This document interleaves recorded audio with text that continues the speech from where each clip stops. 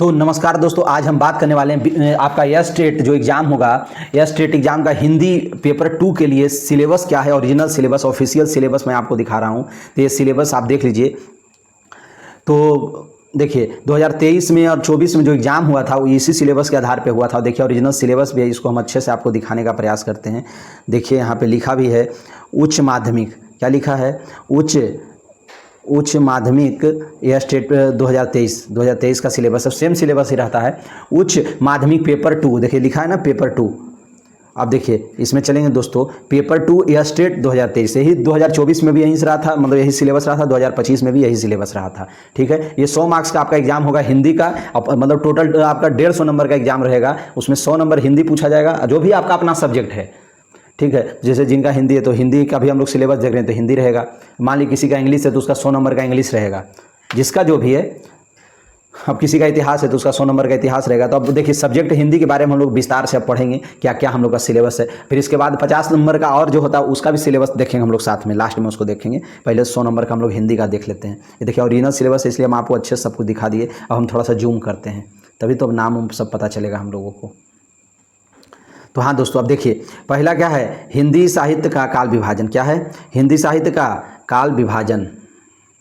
हिंदी साहित्य का काल विभाजन है 1 नंबर में। इसमें देखिए काल विभाजन माने काल को कैसे कैसे विभाजित किया गया और उसका नामकरण। हिंदी साहित्य के आदि काल जैसे होता है ना, तो उसका नामकरण होता है। तो आदि काल का भी कुछ नामकरण है। फिर रीति काल का भी बहुत सारे आलोचकों ने नाम रखा अलग अलग तरीके से।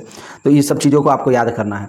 फिर देखिए 2 नंबर में आदि काल, भक्ति काल, रीति काल की प्रमुख प्रकृतियाँ एवं रचनाकार। मतलब आदि काल, भक्ति काल और रीति काल के जितने भी मतलब प्रसिद्ध कवि या लेखक हैं उनको आपको याद रखना है। ठीक है, मेरी बात को आप समझ गए होंगे। तो आदिकाल, भक्ति काल, रीति काल में जो भी कवि हुए हैं उन सबों को अच्छे तरीके से आपको उनका नाम याद करना, उनकी रचनाओं को याद करना है, उनका जन्म तिथि को याद करना है। ये सब चीज़ों के लिए हम एक बीपीएससी का जो महत्वपूर्ण कवि का लिस्ट भी बनाए, उन्हीं कवियों को आप याद कीजिएगा। तो उसी से आपका यस टेट का भी तैयारी हो जाएगा और साथ में बीपीएससी का भी। तो बहुत अच्छा टाइम पर आपका यस टेट आ गया। इससे आपका बीपीएससी का भी तैयारी हो जाएगा और हिंदी का भी तैयारी हो जाएगा, मतलब यस टेट का भी। दोनों में एक ही जैसा प्रश्न रहता है। और बीपीएससी यस टेट का सबसे बड़ा खासियत यह है कि जो सिलेबस में दिया है ना, सिर्फ इसी से प्रश्न करेगा, सिलेबस से बाहर एक क्वेश्चन भी नहीं करता। क्योंकि मैं एग्जाम दिया हूं, हमारा 122 नंबर था हिंदी में पीजीटी में। जो पेपर 2 है जिसका हम देख रहे हैं, पीजीटी पेपर 2 में यस टेट में हमारा 122 नंबर था और टीजीटी पेपर 1 में हमारा 118 नंबर था। अगर आपको नहीं विश्वास होता है तो हम एक वीडियो लाएंगे, उसमें हम अपना स्कोर कार्ड दिखा देंगे आपको। ठीक है, पर आप चलिए दोस्तों अब आगे चलते हैं। आधुनिक काल, भारतेंदु युग। अब देखिए 3रा नंबर में क्या है, आधुनिक काल में। अब देखिए क्या क्या देखना। आधुनिक काल का संसार बहुत बड़ा है भाई। देखिएगा भारतेंदु युग, द्विवेदी युग, छायावाद, प्रगतिवाद, प्रयोगवाद, नई कविता। इसमें ये सारे चीज़ों को आपको पढ़ना है। और इसमें क्या करना है आपको, जितने भी महत्वपूर्ण कवि हैं सबका हम लिस्ट हम बना करके दे दिए एक वीडियो में। उन्हीं कवियों को आप उनका जन्म तिथि और उनकी रचना को आपको क्या करना है, बस याद कर लेना है। कोई दिक्कत फिर नहीं होगा। हिंदी गद्य की विविध विधाएँ, कहानी, हिंदी गद्य की विविध विधाएँ जैसे कहानी है, फिर उपन्यास, नाटक, निबंध, आलोचना, ये सब को आप क्या करिएगा अच्छे से। मतलब जैसे प्रेमचंद का कहानी, तो सब मतलब जो पॉपुलर कहानी है उसको आपको याद कर लेना है। ठीक है, उपन्यास है तो गिन चुन करके 40-50 उपन्यास है, उसको आप अच्छे से याद कर लीजिएगा, कौन किसका है, हो जाएगा आपका काम। हम सबका लिस्ट है तैयार करके हम देंगे आपको। बस आप इस चैनल को जब भी तुरंत वीडियो को लाइक कर दीजिए, चैनल को सब्सक्राइब कर दीजिए अगर नहीं किए हैं तो। समझे दोस्तों, हम आपके लिए एकदम जान निकाल करके देने के लिए तैयार हैं इस बार आपकी सफलता के लिए। जितना अभी देखिए टाइम क्या हो रहा है आप देख लीजिएगा, आप देख लीजिए अभी का टाइम क्या हो रहा है, 1:48। आप यहाँ देखिए, आप देख सकते हैं दोस्तों अभी का टाइम। ठीक है, अभी के यहाँ पर का टाइम आप देख सकते हैं 1:49 हो रहा है। इस टाइम हम वीडियो लोड कर रहे हैं। दिन में हमको स्कूल में भी पढ़ाना होता है। तो क्या हुआ, एक तरह से जान ही देना है ना। बताइए, हम अपना नींद को बेच करके आपके लिए काम कर रहे हैं। अब क्या व्यूज आता है वीडियो में आप देख ही रहे हैं। ऐसा तो है नहीं कि बहुत ज़्यादा हम कमा रहे हैं। एक होता है ना, बहुत सारे लोग बोलते हैं, फिर भी हमारा एक जुनून है कि हमें सफलता दिलाना है। हम एक टीचर हैं तो हमें लगता है कि हमारे जितने भी हमारे साथी हैं, आप हमारे विद्यार्थी नहीं, आप हमारे साथी हैं, दोस्त हैं, मित्र हैं। हम चाहते हैं कि आप लोग को इस बार सफलता दिलाएं, हमें अंदर से खुशी होती है। तो इसीलिए आप लोग भी हमारे सपोर्ट करेंगे।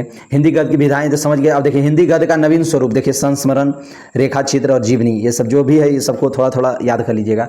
अब आगे चलते, चयनित कहानियाँ।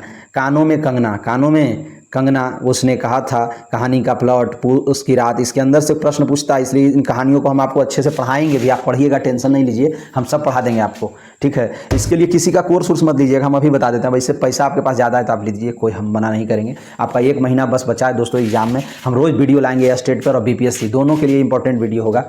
अब देखिए चयनित उपन्यास, ये कहानी के अंदर से क्वेश्चन पूछे, इसलिए कहानी को पढ़ना एकदम जरूरी है। अब देखिए कुछ उपन्यास हैं हमारे, तो चयनित उपन्यास गोदान, त्यागपत्र और महिला आंचल, ये तीनों को आपको पढ़ना पड़ेगा अच्छा से, क्योंकि इसके अंदर से प्रश्न पूछते हैं, ठीक है। मतलब 2-2 3-3 प्रश्न तीनों से आता है। चयनित नाटक, चयनित नाटक मैंने चंद्रगुप्त, ये किनका है, चंद्रगुप्त और आषाढ़ का एक दिन, ये दोनों नाटक को आपको अच्छे से पढ़ना है। हम सब कराएंगे, आप चिंता न करिए, बस इससे प्रश्न रहेंगे। चयनित निबंध, अब देखिए कुछ निबंध हैं, तो निबंध में कौन है, गेहूं और गुलाब राम बृजबेनीपुरी का, आचरण की सभ्यता सरदार पूर्ण सिंह का, नाखून क्यों बढ़ते हैं हजारी प्रसाद द्विवेदी का, श्रद्धा और भक्ति रामचंद्र शुक्ल का। तो ये चारों निबंध आपको अच्छे तरीके से पढ़ लेना है। चयनित कवि और कविताएं, विद्यापति की है रचना, विद्यापति पदावली के नाम से बताए थे पदावली, और कीर्तिलता कीर्ति पताका किनका है, विद्यापति का है। फिर देखिए जय देख देख राधा रूप अपार, ये भी होगा। फिर जय जय भैरवी, कुंज भवन से निकसल रे, तातल सैकत बार बिंदुसम, ये सब रचना है, कविता है। तो ये सबको आपको क्या करना है, एक बार पढ़ लेना है। हम सब कराएंगे, आप चिंता ना करिएगा, बस डरना नहीं जब तक हम हैं। दुल्हिन गाबहू मंगल चार, झिनी झिनी हमरे घर आए राजा भरतारी, कबीर का ही ये लाइन है, झिनी झिनी बिनी चल रही है, दोनों पढ़ना है। हम सब बताएंगे आपको दोस्तों। काहे रे नलिनी तू कुम्हलानी, तेरे ही नाल सरोवर पानी, कबीर का ही लाइन है, काहे रे नलिनी तू कुम्हलानी, तेरे ही नाल सरोवर पानी। हम सब बताएंगे दोस्तों, घबराइएगा मत। ये सब देखिए सिलेबस है, यहाँ से प्रश्न बार बार पूछता है आपके एग्जाम में। यह स्टेट का नियम है कि एकदम जो सिलेबस दिया है, इसलिए तो सिलेबस जारी कर दिया कि सिलेबस से बाहर कुछ भी नहीं पूछता है। अब सूरदास का देखिए भ्रमर गीत सार है, जो रामचंद्र शुक्ल ने संपादन किया था उसका। ये भ्रमर गीत सार सूरदास से सूर सागर से लिया गया है, तो समझ गए। तो ये 10वें स्कंद से, सूर सागर के 10वें स्कंद से। तो ये सब इतना पद संख्या को आपको पढ़ना है, सब होगा, आप टेंशन न लीजिए। जायसी का है नागमती वियोग खंड, पद्मावत में है ना, नागमती वियोग खंड वहीं से है, आपको हम बताएंगे बाद में। तुलसीदास रामचरितमानस, केवल अयोध्या कांड पढ़ना, बताए थे रामचरितमानस में 7 कांड है, आपको क्या पढ़ना है, सिर्फ अयोध्या कांड पढ़ना है। इसी से प्रश्न रहता है। मैथिली शरण गुप्त, आप डरिएगा मत कि इतना बड़ा सिलेबस है, कुछ नहीं है भाई, आप आराम से, आपको 150 में 75 नंबर ही लाना है, आराम से आ जाता है। हमारे तरह आपको टॉपर नहीं बनना है, 122 नहीं लाना है, ठीक है। आपको 150 तक लाना है, हम आपको आराम से पास करवा देंगे। तो सोचिए, मैथिली शरण गुप्त दोनों और प्रेम पलता है। देखिए मैथिली शरण गुप्त, रामधारी सिंह दिनकर का हिमालय कविता है, सूर्यकांत त्रिपाठी निरागा, वह तोड़ती पत्थर इलाहाबाद के पथ पर, तोड़ते देखा उसे जो एक, तो ये कहने का मतलब तोड़ती पत्थर क्या, एक कविता है। अब हम यहाँ पे क्या ही, जयशंकर प्रसाद तुम कोलाहल, तुमूल कोलाहल कलह में, तो ये देखिए जयशंकर प्रसाद का ये सब हम BHU में पढ़े थे सब कविता को, MA में। तो वह तोड़ती पत्थर भी मैंने पढ़ा था, तुमुल कोलाहल कलह भी पढ़ा था, ग्रेजुएशन MA दोनों में पढ़ा था मैं। और नेट JRF की तैयारी कर रहा था उस समय भी सब पढ़ा था। तो केदारनाथ अग्रवाल को मैंने उसको जब जब देखा, वही कविता है। चलिए, नागार्जुन शासन की बंदूक, नागार्जुन का क्या है, शासन की बंदूक। अब आगे है RC प्रसाद सिंह जीवन का झरना, जानकी वल्लभ शास्त्री का मेघ गीत, सब एकदम आपको होगा, आपको पढ़ाया जाएगा सब। काव्य शास्त्र में है रस छंद अलंकार, ये तीनों को अगर आप अच्छे से कर लिए तो लगभग 14-15 प्रश्न तो रस छंद अलंकार से ही रहेगा, आप घबराइएगा नहीं। अगर आप चाहते हैं कि इसका प्रीवियस ईयर क्वेश्चन आपको दिया जाए तो आप हमारे टेलीग्राम चैनल से जुड़िए, वहाँ पर सब कुछ हम डाल दिए प्रीवियस ईयर क्वेश्चन, समझ गए दोस्तों। और अगर आप कहेंगे तो हम प्रीवियस ईयर क्वेश्चन का हम पूरा व्याख्या के साथ ला देंगे वीडियो, ठीक है। अब देखिए व्याकरण में हम लोग चलते हैं, सर्वनाम संधि समास, सब मेरा टेलीग्राम चैनल पे जुड़ जाइएगा आप आराम से, वहाँ पे सब मिल जाएगा सब कुछ। व्याकरण, सर्वनाम संधि समास, देखिए सब हम आपको पढ़ा देंगे। उपसर्ग प्रत्यय पर्यायवाची शब्द, विलोम शब्द, वाक्य संशोधन, प्रमुख हिंदी पत्र पत्रिकाएं, पुरस्कृत रचनाएं, राष्ट्रभाषा राजभाषा, ये सब हो गया। अब हिंदी का यही सिलेबस था दोस्तों। अब हम लोग आगे चलते हैं। अब सिलेबस अब देखो 50 नंबर जो था ना उसका है art of teaching, syllabus of art of teaching and other skill. अब देखिए दोस्तों, देखिए ये 50 नंबर वाला सिलेबस, देखिए यहाँ पे दिया भी है, देखिए दिया है ना 50 नंबर। 50 नंबर में आपका 30 नंबर पूछेगा आर्ट ऑफ टीचिंग से, 30 नंबर आर्ट ऑफ टीचिंग से, और अदर स्किल से पूछेगा 20 नंबर, 30 और 20 50 नंबर। तो आर्ट ऑफ टीचिंग मैंने कैसे पढ़ाना है, देखिए यही है आपका सिलेबस, तो आपको डरना नहीं है भाई। टीचिंग लर्निंग मीनिंग प्रोसेस सब हम बताए, बहुत ईजी, आप क्वेश्चन देखते बना देंगे। टीचिंग मेथड, जो पढ़ाने का जो नियम है उस होता है, लेसन प्लान संबंधित होती है कुछ चीज़ें। माइक्रो टीचिंग आपने BED में पढ़ा हुआ या DLED में, DLED तो खैर यहाँ पे BED की ज़रूरत है। तो देखिए टीचिंग का ऑब्जेक्टिव, मतलब पढ़ाने का क्या उद्देश्य है, ये सबसे प्रश्न रहता है। देखिए टीचिंग एंड लर्निंग, कि पढ़ाना और सिखाना कैसे किया जाता है बच्चों में, ये सब चीज़ें यहाँ रहती है। अब चलिए अब आगे अगला पेज पे चलते हैं।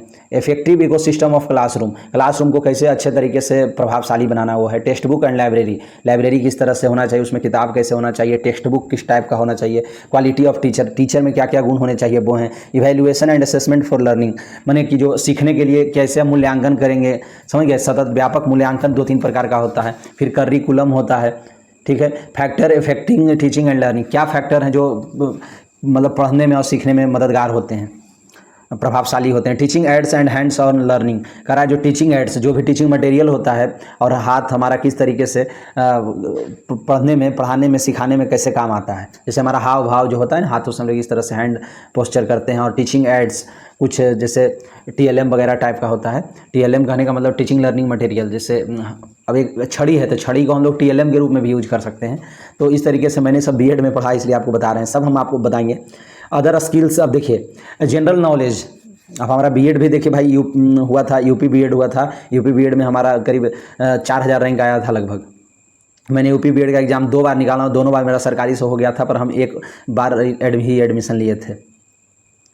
एक बार में हम मतलब उसी टाइम हमारा ग्रेजुएशन के बाद हमारा PG भी करने वाले थे और उसी टाइम हमारा इधर UP BEd भी निकल गया था, पर हम उस समय UP BEd छोड़ दिए ग्रेजुएशन के बाद में। उस समय हम PG ही कर लिए, PG करने के बाद फिर हम ये सब कर पाए थे BEd, और फिर हम UP BEd ही निकाल लिए थे। तो हमारा सरकारी कॉलेज से हुआ था।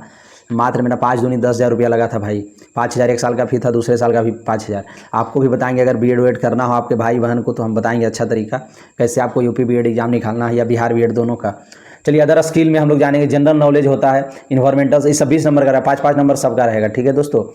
तो देखिए मैथमेटिकल मतलब मैथ आता है 5 नंबर का, फिर 5 नंबर का रीजनिंग, EVS आएगा देखिए 5 नंबर का, जनरल नॉलेज 5 नंबर का, तो ये सब समझ ही गए आप। तो देखिए कोई अब टेंशन ही, सिलेबस आपका खत्म। तो अब ये आप समझ गए ना दोस्तों। तो चलिए दोस्तों, हमारा वीडियो को आप लाइक कीजिएगा, चैनल को सब्सक्राइब कीजिएगा। ओके, जय हिंद, जय भारत।